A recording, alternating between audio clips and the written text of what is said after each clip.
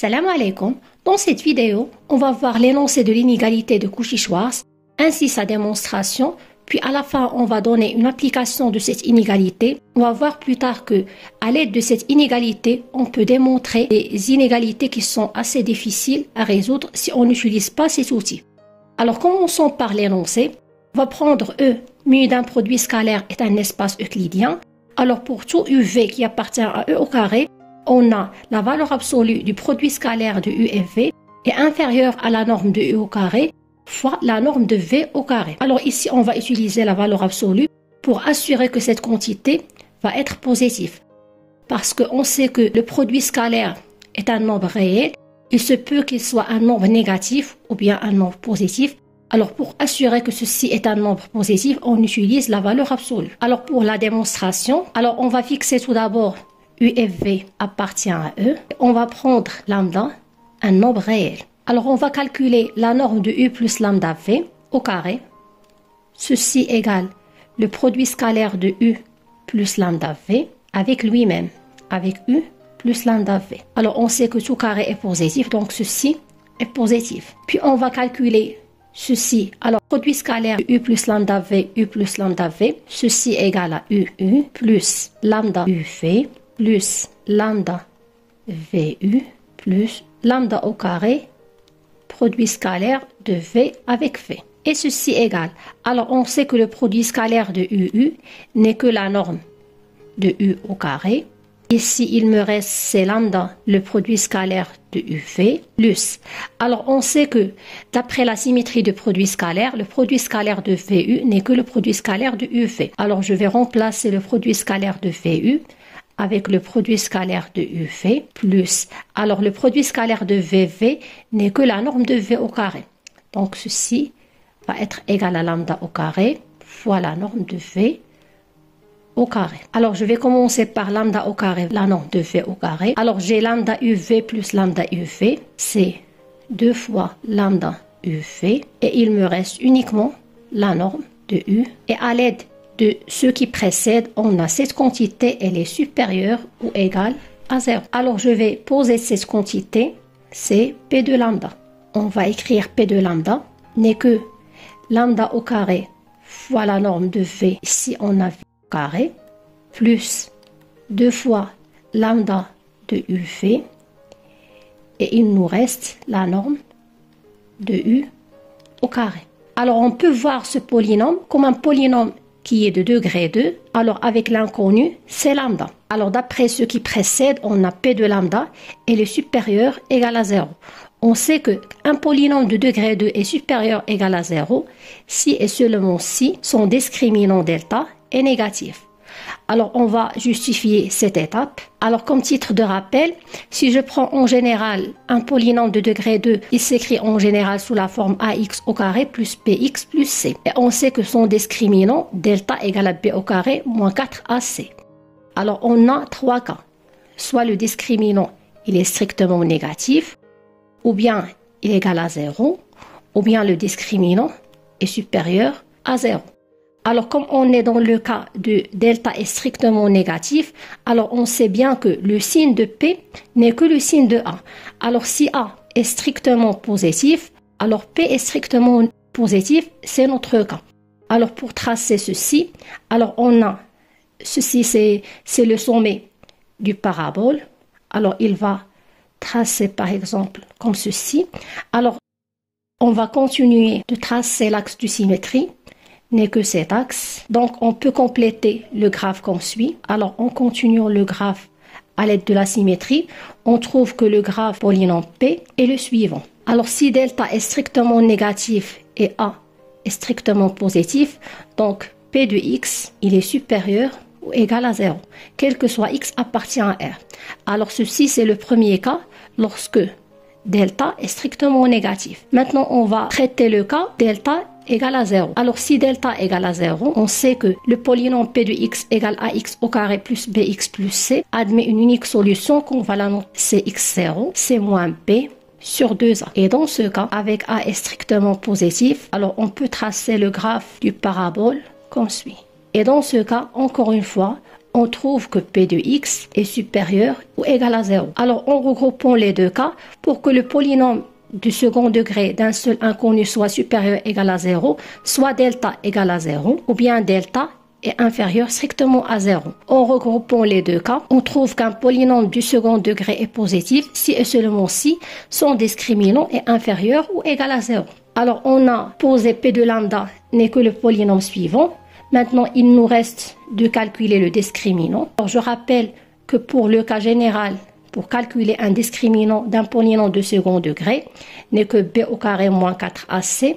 Alors, dans ce cas, b au carré, c'est 2 fois u scalaire v au carré moins 4. Alors, dans notre cas, a, c'est la norme de v au carré et c, c'est la norme de u au carré. Alors, on a p de lambda est supérieur ou égal à 0 si et seulement si le discriminant inférieur égal à 0. On va remplacer la valeur du discriminant. Alors, 2 fois le produit scalaire de u fois v au carré, c'est 4 le produit scalaire de u fois v au carré, moins 4 la norme de u au carré fois la norme de v au carré qui est inférieure ou égale à 0. Alors, en factorisant par 4, on obtient C4 en facteur du produit scalaire de u fois v au carré, moins la norme de u au carré fois la norme de v au carré, et tout ceci est inférieur ou égal à 0. Alors, comme 4 est supérieur à 0, donc cette quantité qui est négative, on trouve que uv au carré est inférieur à la norme de u au carré fois la norme de v au carré. Alors, en passant à la racine, on trouve c'est la racine de la valeur absolue de uv au carré est inférieure ou égale la racine de la norme de u au carré fois la norme de v au carré. Et ceci équivalent que la valeur absolue de u fois v est inférieure ou égale. Alors, on sait que la racine carrée de la norme de u au carré fois la norme de v au carré, c'est la racine de la norme de u au carré fois la racine de la norme de v au carré. Et ceci équivalent que la valeur absolue de u fois v est inférieure à la norme de u fois la norme de v. Alors, c'est bien ce qu'on veut démontrer. Et comme ça, on a terminé la démonstration de l'inégalité de Cauchy-Schwarz. Maintenant, on va voir une application de cette inégalité. On va voir que cette inégalité est très utile pour démontrer certaines inégalités qui semblent très difficiles. Alors, l'application est la suivante. On va prendre trois nombres réels qui sont strictement positifs. On doit montrer que la somme de a plus b plus c fois 1 sur a plus 1 sur b plus 1 sur c est supérieure ou égale à 9. Alors, ces nombres se sont strictement positifs. Alors, on peut diviser par a et par b et par c. Alors, je rappelle l'inégalité de Cauchy-Schwarz. Alors, quel que soit uv appartient à u, on a la valeur absolue du produit scalaire uv est inférieure ou égale la norme de u fois la norme de v.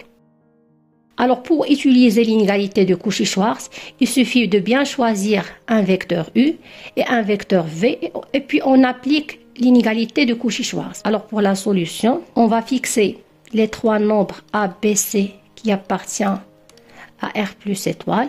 Alors, on pose U, c'est la racine de A, racine de B, racine de C. Et le vecteur V, c'est 1 sur racine de A, 1 sur racine de B et 1 sur racine de C. Commençons tout d'abord par calculer le produit scalaire de U et V. Alors, on a le produit scalaire de UV égale, alors ceci égale la racine de A fois 1 sur racine de A, plus racine de B fois 1 sur racine de B, plus la racine de C fois 1 sur racine de C. Alors, en simplifiant par racine de A et par racine de B et par racine de C, il nous reste 1 plus 1 plus 1 égale à 3.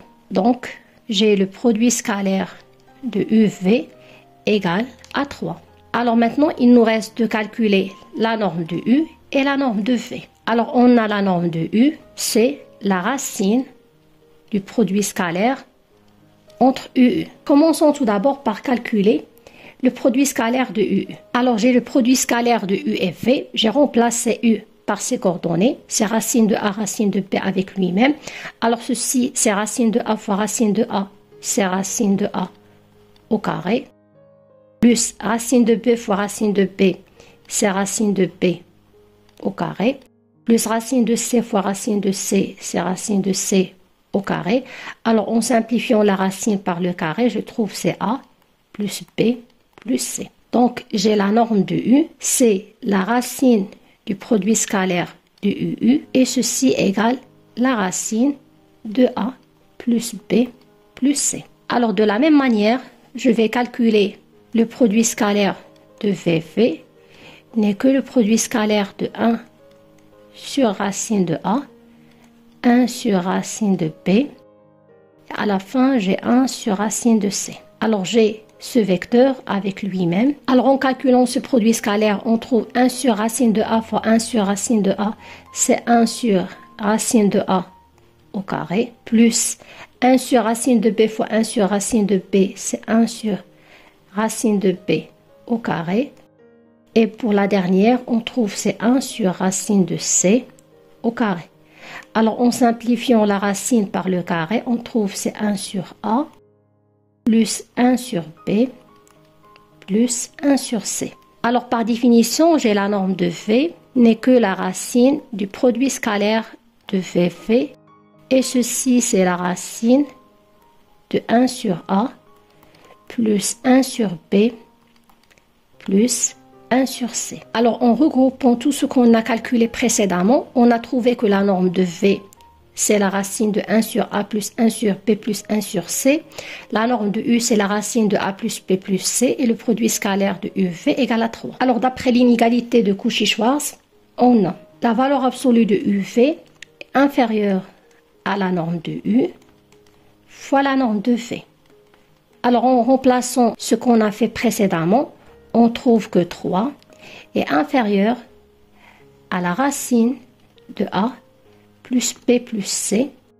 Puis on va remplacer la norme de V, c'est la racine de 1 sur A plus 1 sur B plus 1 sur C.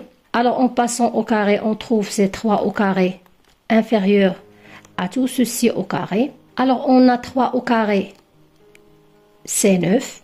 Inférieur. Alors une quantité fois une quantité, le tout au carré, c'est-à-dire la première quantité au carré, c'est la racine de A plus B plus C au carré, fois la deuxième quantité n'est que la racine de 1 sur A plus 1 sur B plus 1 sur C, le tout au carré. Alors en simplifiant le carré avec la racine, il nous reste C9 inférieur à A plus B plus C fois 1 sur A plus 1 sur B plus 1 sur C. Alors pour retrouver l'inégalité qu'on veut dans l'exercice, on va renverser les rôles. On trouve que A plus B plus C fois 1 sur A plus 1 sur B plus 1 sur C est supérieur égal à 9, ce qu'il fallait démontrer. Alors, en appliquant l'inégalité de Cauchy-Schwarz, on a pu démontrer cette inégalité A plus B plus C, facteur de 1 sur A plus 1 sur B plus 1 sur C, qui est supérieur égal à 9. Alors, si on n'utilise pas l'inégalité de Cauchy-Schwarz, la démonstration va être un peu compliquée. Alors, on voit que parmi les applications de l'inégalité de Cauchy-Schwarz, c'est de simplifier certaines inégalités. J'espère que cette vidéo sera utile pour vous. Si vous avez des suggestions, n'hésitez même pas de les mettre en commentaire et à bientôt.